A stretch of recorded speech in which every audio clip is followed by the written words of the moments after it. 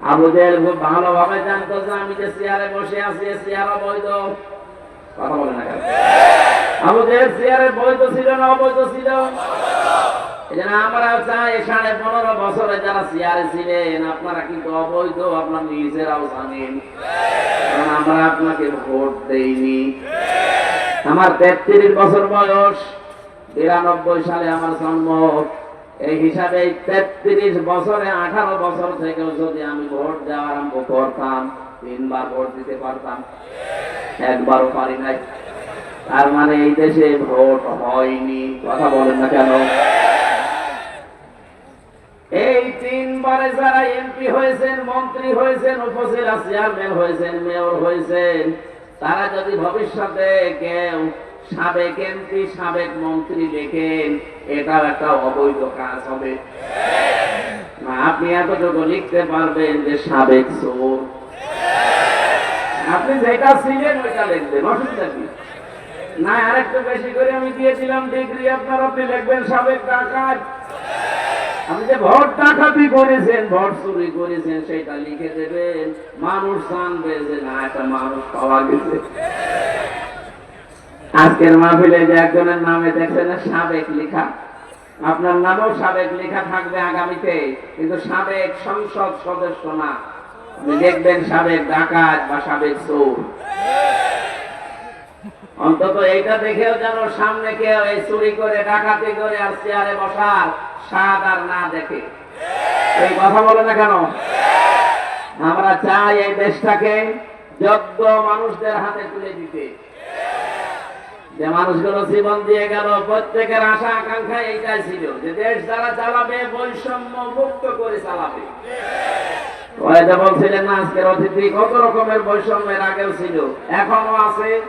সামনে কোনো বৈষম্য যেন না থাকে, সেই জন্য আল্লাহ কোরআন দিয়েছে, ইন্নাল্লাহা ইয়া'মুরুকুম, অবশ্যই আমি আল্লাহ তোমাদেরকে আদেশ দিচ্ছি, আন তুআদ্দুল আমানাতি ইলা আহলিহা, তোমাদের যাবতীয় আমানত, এই যে আমানাত বহু বছর তাফসীরে মারিফুল কোরআন আল্লামা শফি রাহমাতুল্লাহ আলাইহি আমানাত এই শব্দের ব্যাখ্যায় তিনি দিয়েছেন রায়, ভোট, সিদ্ধান্ত, সমর্থন।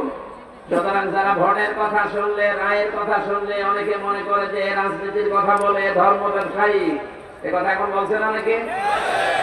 তাফসীর মাহফিলের নামে তারা ভোট চায় মানুষের কাছে। আরে ভাই, ভয়কার টনিকা থাকলে আমি করবো কি?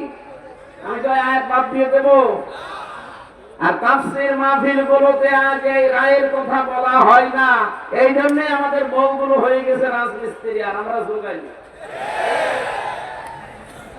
এই 53.5 বছর দেশটা স্বাধীন হয়েছে, যদি সত্যি আমরা কোরআন থেকে আমানত মানে ভোট, আমানত মানে রায়, আমানত মানে সিদ্ধান্ত, আমানত মানে সমর্থন, এগুলো যদি জনগণকে বোঝাতে পারতাম, সবাই যদি এক বাক্যে এটা মেনে নিতে পারতাম, 53 বছর আগে এই কোরআনে কারীম আদালতে পৌঁছে যেত। এই জন্য আয়াতের পরের শব্দ ইযা হাকামতুম বাইনান নাস আন তাহকুমু বিল আদলি, যখন মানুষের মাঝে বিচার করবেন আপনি ন্যায় বিচার করবেন। ন্যায় বিচার করা যায় কোথায় গেলে আল্লাহ সেই ইঙ্গিতটা আয়াতে দিয়েছে।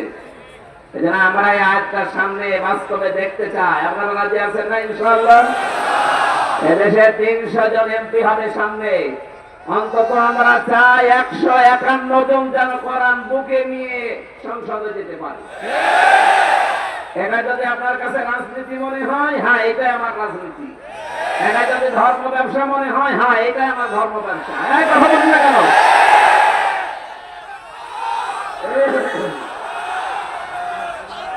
কথা ঠিক আছে,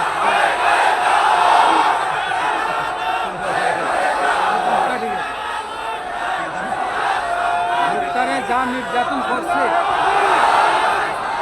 যা নির্যাতন করতে আছে। আলহামদুলিল্লাহ ভাই, কথা বলার সময় দেবে।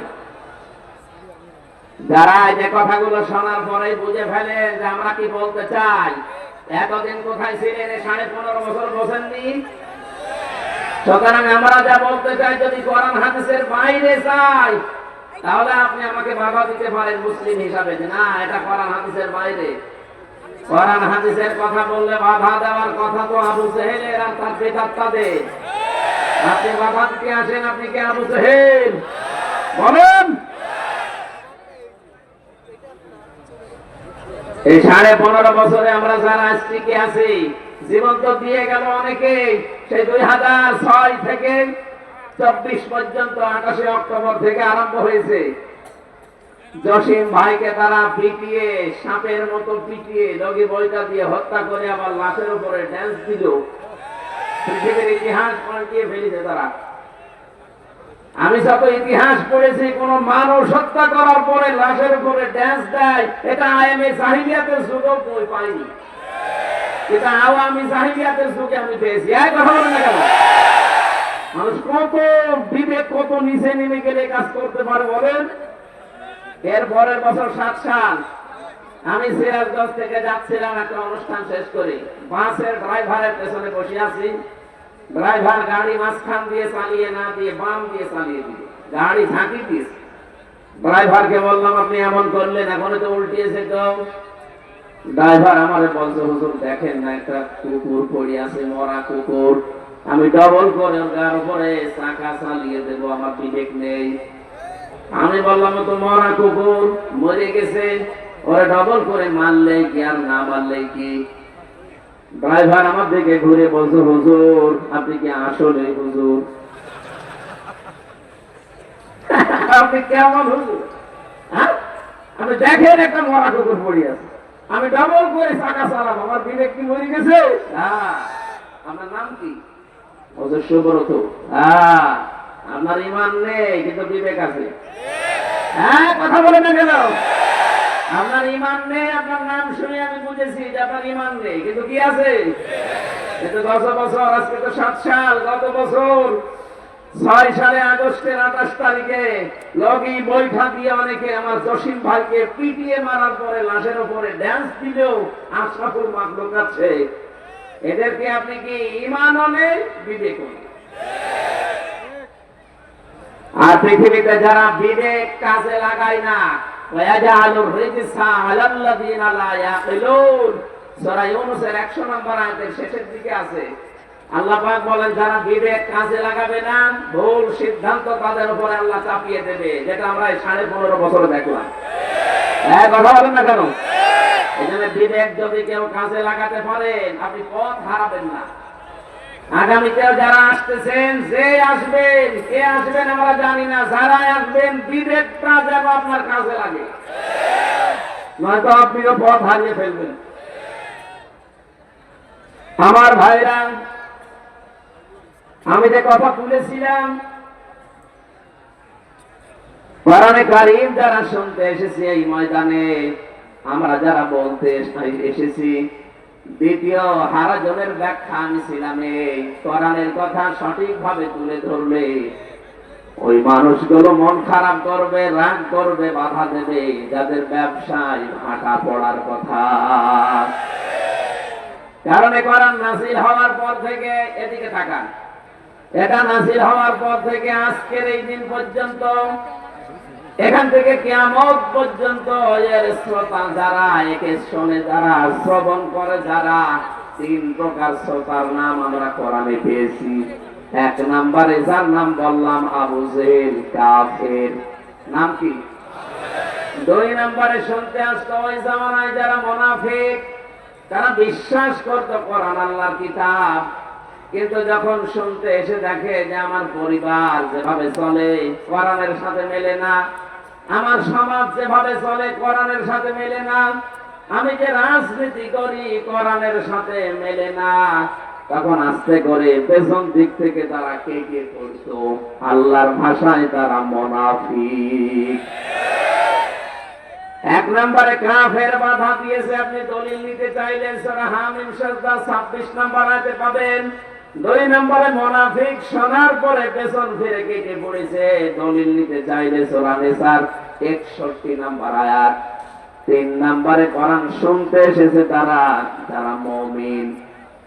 আল্লাহ রাব্বুল আলামিন তাদের চরিত্রের বর্ণনা দিয়েছেন, ইন্নামাল মুমিনুনা আল্লাযীনা ইযা যুকিরাল্লাহু ওয়াজিলাত কুলুবুহুম।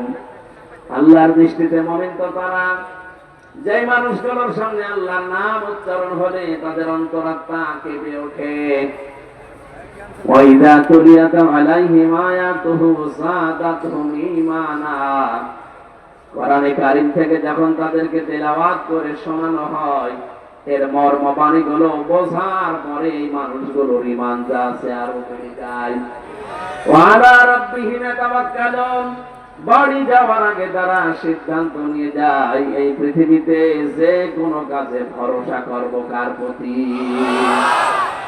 প্রথম নম্বরে আমরা এখানে ওইরকম শ্রোতা নেই যারা বাধা দেয়, তারা যেহেতু কাফের। আর এখানে কাফের আছে নেই। দুই নম্বরে মুনাফিক, শুনতে আসে কিন্তু যখন দেখে যে না আমার সাথে তো মিলছে না, কারণ আমি সুদ ভিত্তিক অর্থনীতির সাথে জড়িত। কথা বলে না কেন? ওরা বিশ্বাস করে কিন্তু যে কোরআন আল্লাহর কিতাব, হামজা বানিয়ে বলবে না, ওর বাবার কথাও বলবে না। যখন দেখে যে না এগুলো তো মিলছে না, তখন আস্তে করে পিছন দিক থেকে কি পড়ে। আমি খুলনায় জেলেতে 3 বছর ছিলাম। জেলে যাওয়ার আগে আমি একবার খুলনায় এক মাহফিলে সভাপতি আমার কানের কাছে এসে বছর হুজুর দিনকাল ভালো না, রাজনৈতিক কোনো কথা বলার দরকার নেই, আপনি এক কাজ করেন পারিবারিক জীবনে যেহেতু কোনো ঝামেলা নেই, পারিবারিক জীবন নিয়ে কথা বলেন। স্বামী স্ত্রীর ভেতরে কেন গন্ডগোল হয় আর এটা কি করে মেটানো লাগবে আপনি ওইগুলো বলবেন। ঠিক আছে, সূরা নিসা 34 নম্বর আয়াতটা শুরু করলাম যে এই কারণে গন্ডগোল হয় আর এগুলোর কারণে এগুলো মেটানোর পদ্ধতি আছে এর পরের আয়াতগুলোতে। আল্লাহ আমি জানি না যে ওনার ওই দিন সমস্যা হয়েছে, মোনাজাত করে বাড়িতে গেলাম, খাবার দেবে তো না, মুখ গোমরা করে আছে। কি কথা বলছে না কেন? বলছো হুজুর আমার বউর সাথে যে আমার গন্ডগোল, আপনাকে বললো কে বলছে না? আপনাকে ঠিক কেউ বলে দিয়েছে? আপনি যা যা বললেন আজকে সব আজকে আমার হয়েছে। বলাটা আমার কেউ বলে দিয়েছিল? বলেছে একজন। কে? উনি 1000 বছর আগে জানিয়েছে যে এই কারণে গন্ডগোল হয়। এখন আপনি রাজনৈতিক জীবনে কোরআনে কারিমে যে নিয়ম নীতি আছে এটা আপনি মানেন না, বলতে গেলে তো আপনার সাথে মিলে যাবে। আমি করব কি?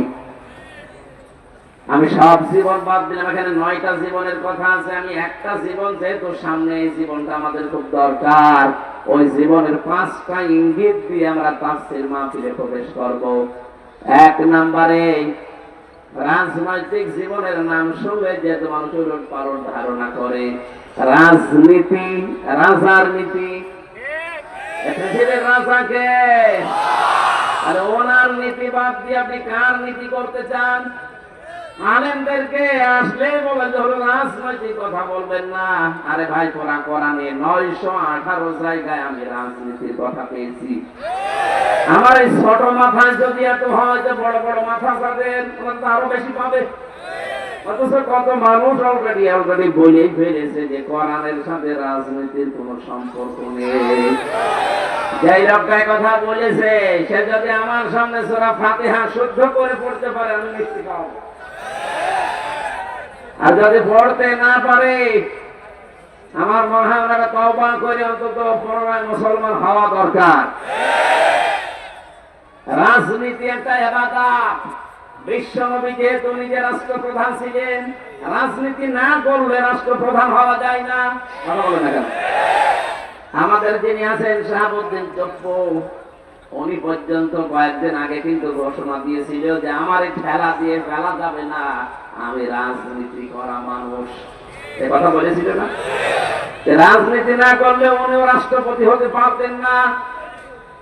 এতটুকু একটা দেশের রাষ্ট্রপ্রধান যদি রাষ্ট্রপতি হওয়ার জন্য রাজনীতি করা লাগে, আমাদের নবী মুহাম্মদ রাসূলুল্লাহ সাল্লাল্লাহু আলাইহি সাল্লাম উনি যে 10 বছর রাষ্ট্রপতি ছিলেন, এটা কি মিথ্যা কথা? এটা মিথ্যা কথা?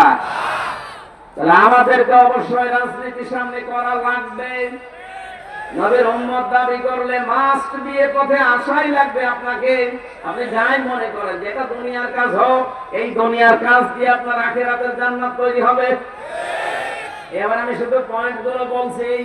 এই পৃথিবীতে কেউ যদি রাজনীতি করতে চায়, নেতৃত্ব দিতে চায়, নেতা হতে চায়, কোরআনে কারিম পুরাটা পড়ে আমি 5টা গুণাবলীর কথা পেয়েছি। 1 নম্বরে রাজনীতি করতে হলে তাকে জ্ঞানী হওয়া লাগবে। কি হওয়া লাগবে? সূরা বাকারা 247 নম্বর আয়াতে তথ্যটা আছে, قال إن الله اصطفاه عليكم وزاده بسطة في العلم والجسم إلى آخر آية। এখানে হযরত দাউদ আলাইহিস সালামের কথা যদিও বলা হয়েছে, আমি তাফসীরের ভেতরে পড়েছি, যারা কিয়ামত পর্যন্ত দুনিয়ায় নেতৃত্ব দিতে চায় প্রথমেই তাদের 2টা কোয়ালিটি থাকতে হবে। 1 নম্বরে শরীরের শক্তি থাকা লাগবে, 2 নম্বরে জ্ঞান থাকা লাগবে।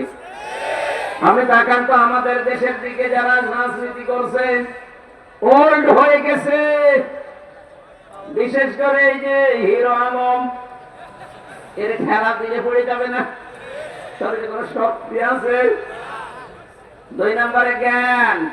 আমরা এমন জ্ঞানী নেতা এই দেশে পাই যারা বলে আগামীকাল ঈদুল আজহার জানাজার নামাজ অনুষ্ঠিত হবে। এই যদি জ্ঞানের বহর হয় নেতা, এর তো রাজনীতি করা যায়। এই কথা বলেন না কেন?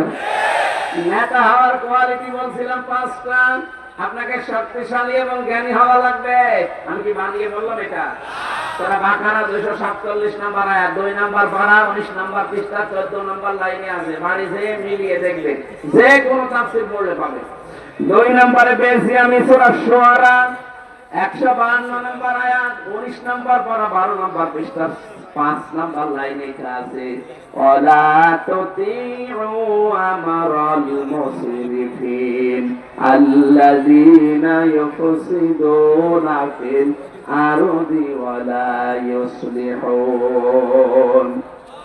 এই পৃথিবীতে যারা অপচয় করে আর সীমা লঙ্ঘন করে, তারা নেতৃত্ব দেওয়া জায়েজ নেই। আপনি এই 53 বছরই মিলান তো, যারা এদেশে নেতৃত্ব দিল, কত নেতা অপচয়ের পরা জীবনটাই ভরা। বলেন, সীমা লঙ্ঘন তো না, আমি নিলাম না, পুরাটা জীবনই সীমা লঙ্ঘন করে আছে। আরে ভাই, আপনার জন্য তো নেতৃত্ব দেওয়া জায়েজ নেই। আমি যত তাফসীর করব বলছি, এই জন্য শুধু পয়েন্ট বলছি। 3 নম্বরে পেয়েছি আমি পৃথিবীর ময়দানে যারা গাফেল, এটা সূরা কাহফের ভেতরে আছে, 28 নম্বর আয়াতে পাবেন, শেষের দিকে আছে। রব্বুল আলামিন বলেন, যে মানুষগুলো দুনিয়াতে আল্লাহর জিকির থেকে, আল্লাহর স্মরণ থেকে গাফেল, তাদের নেতৃত্ব দেওয়া জায়েজ নেই, তাদের অনুসরণ করা জায়েজ নেই। 4 নাম্বারটা একটু ঝামেলা, আমি এটা বাদ দিয়ে 5 নাম্বারে চলে গেলাম।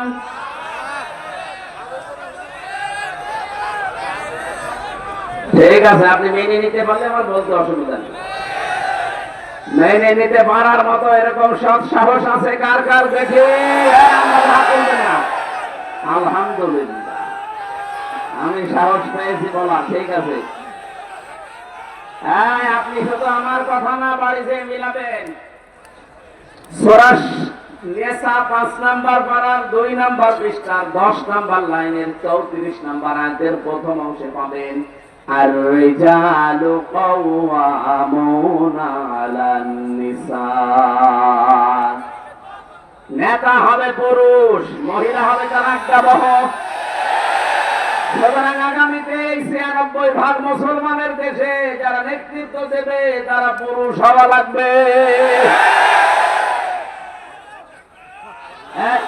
এ পর্যন্ত থাক। যারা হাত তুলেছেন, যদি এরপরও পুরুষ নেতা বাদ দিয়ে অন্য কোন জায়গায় ছোটেন, বিশেষ করে রওশনের সাথে দিকে, আমি আর বাকিটা বলতে পারবো না। সুতরাং আপনি সাবধান। 5 নাম্বারটা যেহেতু বলি নাই, বলে ফেলি। এটা সূরা বাকারায় আছে, প্রথম নাম্বার পারা, 18 নাম্বার পৃষ্ঠার 6 নাম্বার লাইনের 124 নাম্বার আয়াতের প্রথম অংশে আছে। রব্বুল আলামিন বলেন, وَإِذِ ابْتَلَىٰ إِبْرَاهِيمَ رَبُّهُ রাব্বুহু বিকালিমাতিন ফাতাম্মাহুন্না ক্বালা ইন্নী জাইলুকা লিন-নাসি ইমামা।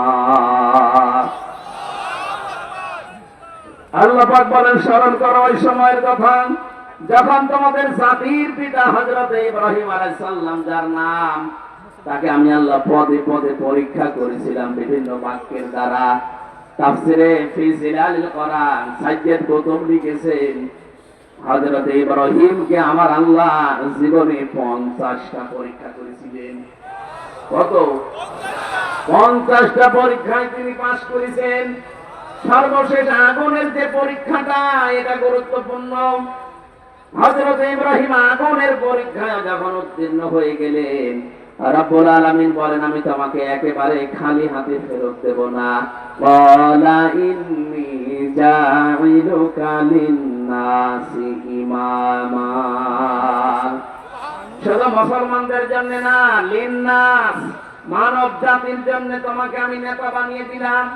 এখানে যেহেতু আলেম আছে, লাম শব্দটা আরবি গ্রামার অনুযায়ী 19টা অর্থে ব্যবহার হয়। লাম বালাগাত মান থেকে 13টা অর্থে ব্যবহার হয়। 9 নাম্বার অর্থে আপনি পাবেন লাম ব্যবহার করা হয় জীবিত মানুষদের জন্য। আমাদের জাতির পিতা হযরত ইব্রাহিম কিন্তু জীবিত মানুষদের নেতা ছিলেন। এই নেতা বানিয়েছে কে? আরো জোরে। হযরত ইব্রাহিম ওই সময় জিজ্ঞাসা করেছিলেন, ক্বালা মিন যুররিয়াতি, হে আল্লাহ, নেতৃত্ব দেওয়ার গুণাবলী, এই যে নেতা হওয়ার যোগ্যতা, এটাকে শুধু আমাকেই দিলে, নাকি আমার সন্তানাদি যারা কিয়ামত পর্যন্ত আসবে তারাও নেতা হতে পারবে, তারাও নেতৃত্ব দিতে পারবে? আল্লাহ জবাব দিয়েছেন সঙ্গে সঙ্গে, ক্বালা লা ইয়ানালু আহদিস সালিমিন। ইয়ানালু এটা মুসারে বর্তমান ভবিষ্যৎ, প্রেজেন্ট ফিউচার। আহদিস সালিমিন এটা বহুবচন। ভালো করে খেয়াল করেন, আল্লাহ শুধু অতীতের শব্দ দেয়নি, ইয়ানালু মুসারে দিয়েছেন। রব্বুল আলামিন বলেন, ইব্রাহিম, তোমার সন্তানাদের ভেতরে নেতৃত্ব দিতে পারবে, নেতা হতে পারবে তারা, কিন্তু যারা জালেম তাদের জন্য আমার কোনো অঙ্গীকার নেই, ওয়াদা নেই। তাদের তাফসিরে মুফাসসির লিখেছেন, বিশেষ করে 20 শতাব্দীর একজন অন্যতম সাজ্জেদ আবুল আলাম মাওদুদী রাহমাতুল্লাহ আলাইহি, তার কিতাব পড়তে গিয়ে আমি আয়াতের তাফসিরে পেয়েছি, তিনি দিয়েছেন কিয়ামত পর্যন্ত জালেমদের নেতা হওয়া, নেতৃত্ব দেওয়া হারাম। অথচ আজকে পুরো বাংলাদেশে বিপরীত।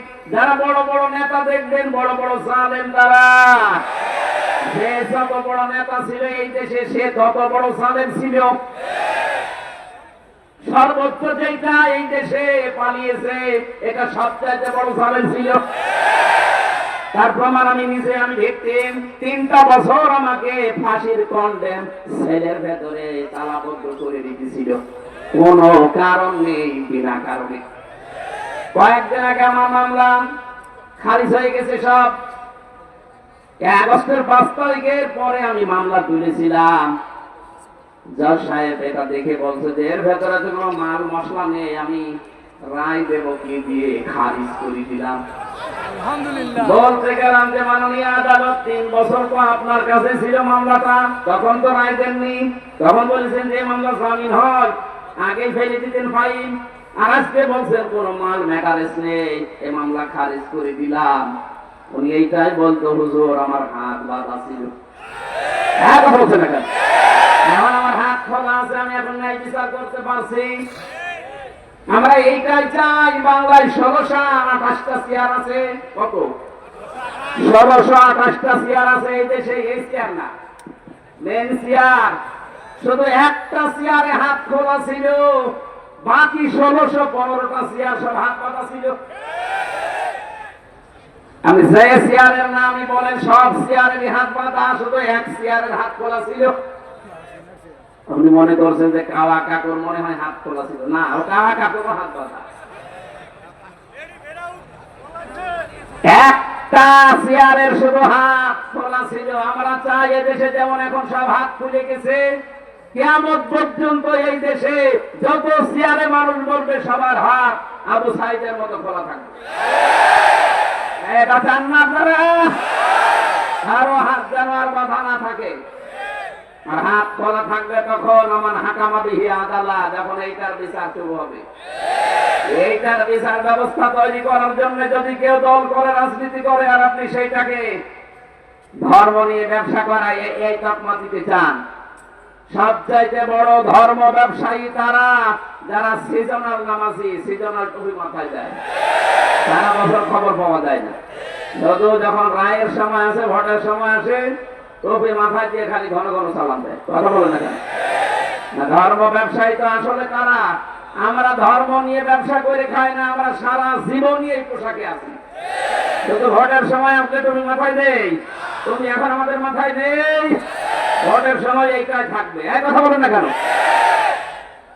সুতরাং এই আয়াত দ্বারা যেহেতু প্রমাণ হয়েছে যে কোন জালেম রাজনীতি করতে পারবে না, আগামীতে যারা জালেম হবে তারা যেন চেয়ারে বসতে না পারে, এ বিষয়ে সজাগ থাকা লাগবে না। জালেম শব্দটা শুনতে ছোট মনে হচ্ছে, কিন্তু ব্যাপক অর্থবোধক একটা শব্দ, আর এমন ভারী শব্দ এটা। ইন্নামাস সাবিলু আলাল্লাযিনা ইয়াজলিমুনা নাস, সূরা সূরা 25 নম্বর পারা 6 নম্বর পৃষ্ঠা 13 নম্বর লাইনের 42 নম্বর আয়াতে আছে, প্রথম অংশে আল্লাহ বলেন, আমি নিজে জালেমদের বিরুদ্ধে মামলা দেব। সুতরাং 15.5 বছরে যারা দেশ চালিয়েছে প্রত্যেকেই জালেম আর জালেমের দোষর। কথা বলেন না কেন? সংস্কার যখন আরম্ভ হয়েছে, আমরা চাই এই 15.5 বছরে যারা দায়িত্বে ছিল এই জালেমাকে টিকিয়ে রাখার জন্য একটাকেও যেন চেয়ারে রাখা না হয়, সবগুলো বিদায় করে দেন। কথা বলেন না কেন? যারা দায়িত্বে আছেন আমরা চাই শহীদের রক্তের দাম দিতে। 2732 জন মানুষ মারা গেছে, 2780 জন এখন হাসপাতালের বেডে, এখনো কাতরায়। তাদের আর্তনাদ করে শুনতে হলেও, অন্তত দাম দিতে হলেও যারা এই বৈষম্য তৈরি করেছিল তাদেরকে চেয়ার থেকে নামানো এখন সময়ের দাবি। এটা কোন রাজনীতি না, এটা আমাদের জাতীয় দাবি। এ কথা বলেন না কেন?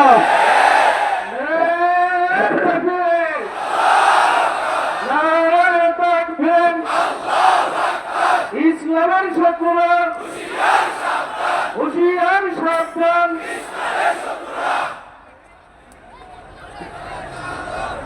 আলহামদুলিল্লাহ ভাই, জালেম যারা রাজনীতি করতে না পারে, নেতা হতে না পারে, কয়টা কোয়ালিটি পেলাম নেতা হওয়ার? আরো জোরে। 1 নম্বরে জ্ঞানবান হওয়া লাগবে, শক্তিশালী হওয়া লাগবে।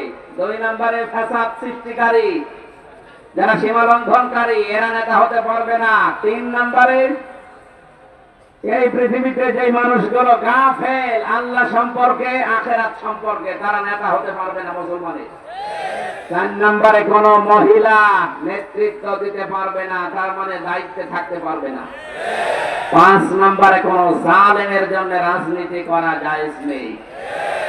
রাজনীতি যদি না করে নেতা হতে পারবে? সুতরাং এই 5টা গুণ যাদের ভেতরে পাবেন তাদের থেকে দূরে থাকবেন।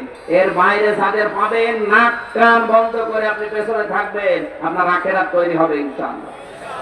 আমরা তেলাওয়াত করেছিলাম কোরআনের 1 খণ্ড একটা আয়াত, 4 ভাগের 1 ভাগ পড়েছি আমি। সূরা তাওবার 111 নম্বর আয়াতে খুব গুরুত্বপূর্ণ কিছু তথ্য আছে এর ভেতরে।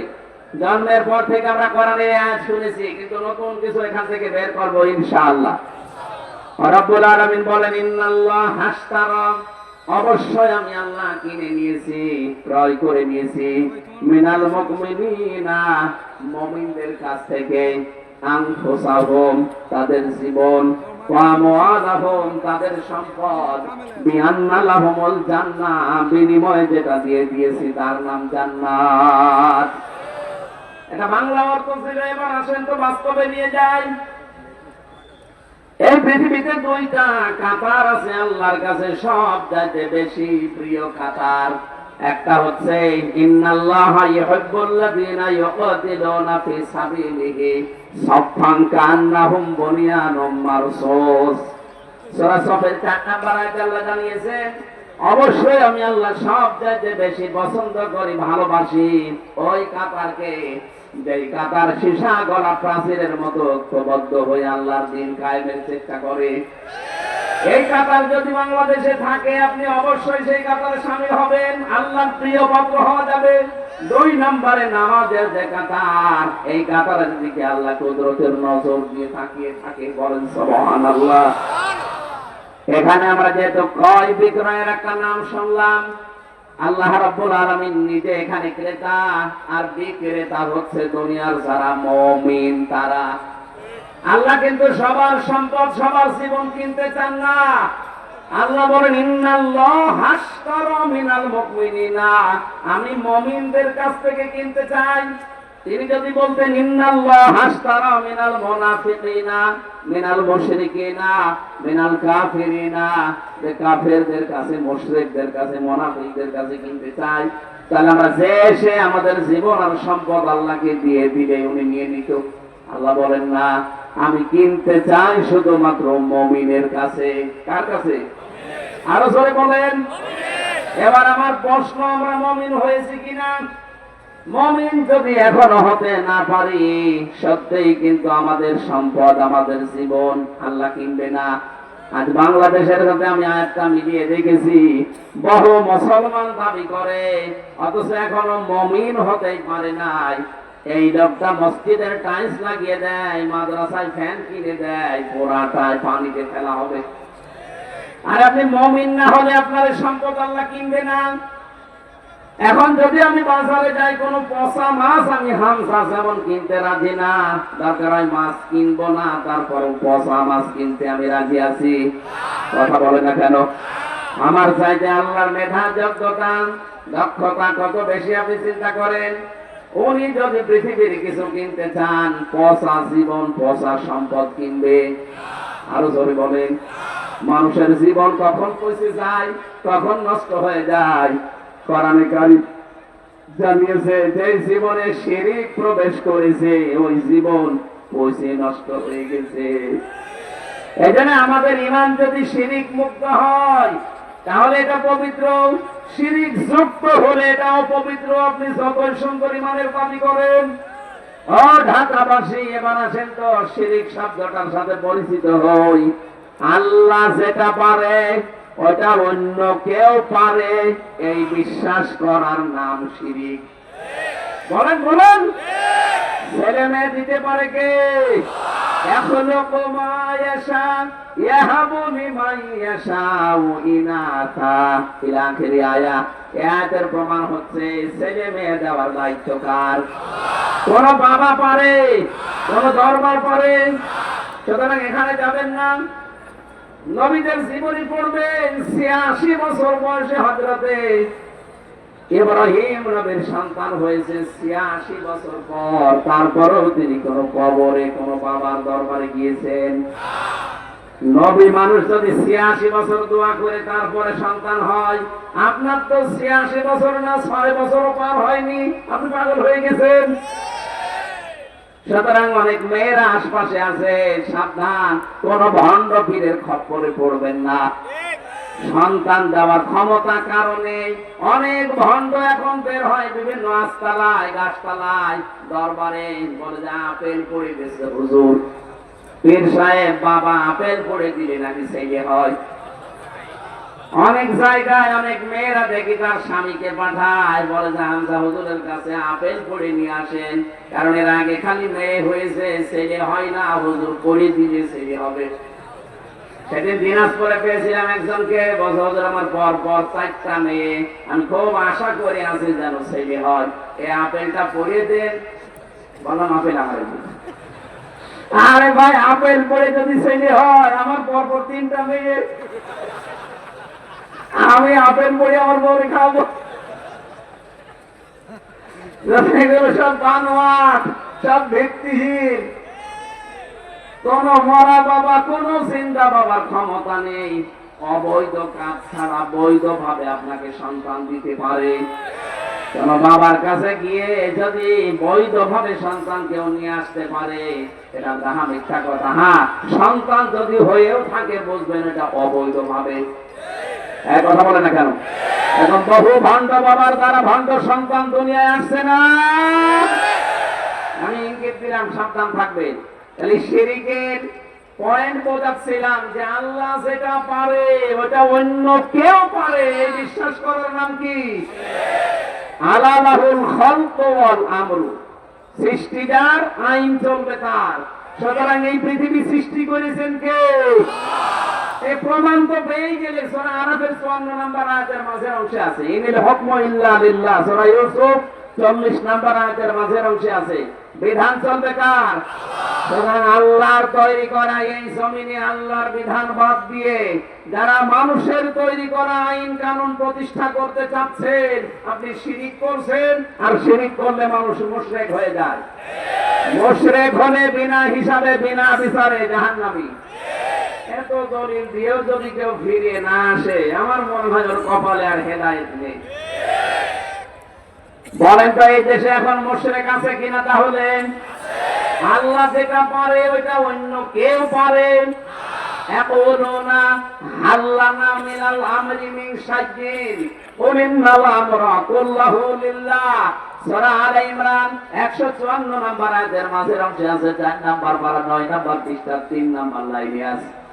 আল্লাহ বলেন, কাফেররা জিজ্ঞাসা করতো, হে মুহাম্মদ সাল্লাল্লাহু আলাইহি সাল্লাম, আইন তৈরি করতে আমরা কি পারি? আল্লাহ বলেন, নবী আপনি বলেন যে না, এটা তৈরি করার একচ্ছত্র মালিকানা কার? সুতরাং আল্লাহ বাদে আইন তৈরি করা যেহেতু জায়েজই নেই। এই 54 বছর যাদের তৈরি করা আইনে এই দেশ চলেছে, ডাক্তার মোহাম্মদ কামাল তার বানানো এই সংবিধান এই দেশ থেকে তুলে দিয়ে কোরআনে কারিমে আল্লাহ একটা সংবিধান দিয়েছেন। সূরা ফুরকান 77টা আয়াত আছে, 73টা ধারা আছে। শুধু এই 73টা ধারা বাংলার সংবিধানে আপনি সংস্কার করে দেন, আল্লাহর কসম এই দেশ থেকে যত অন্যায় দেখছেন সব বন্ধ হয়ে যাবে। স্যার ব্যাখ্যা করছিলেন ফিতনার, যত ফিতনা আছে সব দূর হওয়া সম্ভব শুধু এই সংবিধানের দ্বারা। কিসের চাঁদাবাজি করবেন আপনি? এমনি দূর হয়ে যাবে যদি এই 73টা ধারা বাংলার সংবিধানে সংশোধন হয়। যেহেতু সংস্কার চলছে আর 53 বছর আমরা দেখলাম যে কিছুই হয় না, এই হাজার হাজার ধারা দিয়ে আমরা আহ্বান জানাচ্ছি 96% মুসলমানের এই দেশে এই 73টা ধারা সংবিধানে সংশোধন করা হোক। এর পক্ষে আপনারা নেই? হয়তো এই হাত আমাদের মুখের কথা আমাদের পর্যন্ত যাবে কি যাবে না জানি না, কিন্তু আরো সে চলে গেছে। ইব্রাহিম নবীকে আগুনে দিয়েছিল, ব্যাং শুধু প্রসাদ করেছিল, জানতো যে আমার প্রসাদে কিছু হবে না, কিন্তু পক্ষে ছিল। আমরাও এই সংবিধানের পক্ষে আছি না? হাত যাদের আছে তুলে ধরেন, ক্যামেরা ভিডিও হোক ফেরেশতাদের। লিল্লাহি তাকবীর,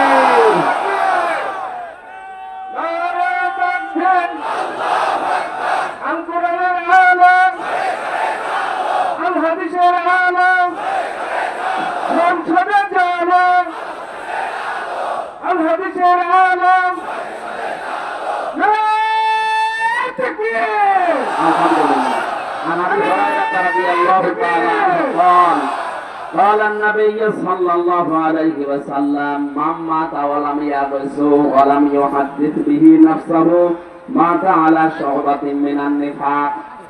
বিশ্ব নবী ইসলামী হযরত আবু হুরায়রা বলেন, যে ব্যক্তি মরে গেল এমন অবস্থায় যে তার মনের ভেতরে আকাঙ্ক্ষা ছিল না যে আমি জিহাদ করব, দিন কায়েম করব, এই সিদ্ধান্ত এই আকাঙ্ক্ষা যদি কারো মনের ভেতরে না থাকে যে কোরআন বাংলাদেশের সংবিধান হোক, ও যদি মরে যায় ও মুনাফিক হয়ে মরে যাবে।